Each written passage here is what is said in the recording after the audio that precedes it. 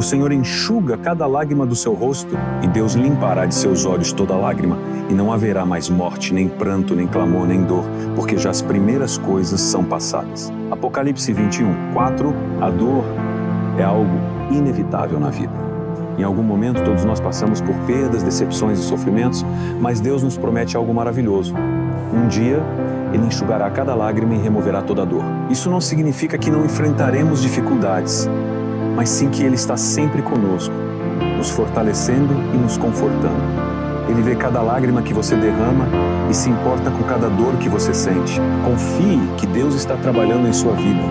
O choro pode durar uma noite, mas a alegria sempre virá ao amanhecer.